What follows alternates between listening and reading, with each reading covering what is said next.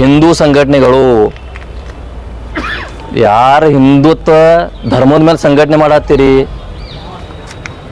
ಯಾರು ನಕಲು ಹಿಂದೂವಾದಿಗಳಿದ್ದೀರಿ, ಇದು ನೀವು ಮಾಡಿದ ತಪ್ಪಿಂದ ಆ ಸೋದರಿ ಇವತ್ತು ನ್ಯಾಯ ಸಿಗತ್ತಿಲ್ಲ.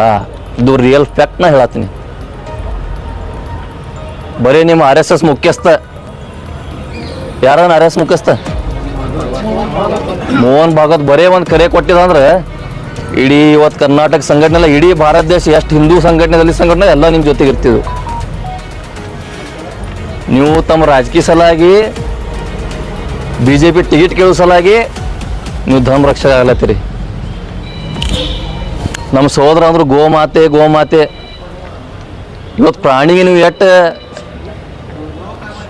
ಎಷ್ಟು ನೀವು ಏನಂತಾರೆ ಕಾಳಜಿ ಮಾಡತ್ತೀರಿ, ಅಟ್ ನಮ್ಮ ಮನೆಯಾಗಿದ್ದಂಥ ಹೆಣ್ಮಕ್ಳು ನಾವು ಕಾಳಜಿ ಮಾಡತ್ತಿಲ್ಲ ಯಾರು.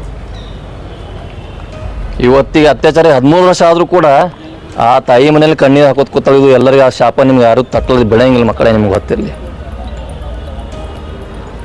ಎಷ್ಟೋ ಮಂದಿ ರೀಲ್ಸ್ ಮಾಡ್ತೀರಿ, ಎಷ್ಟೋ ಮಂದಿ ಸಾವರ್ಕರ್ ಪ್ರೊಫೈಲ್ ಹಾಕೊಂಡಿರಿ,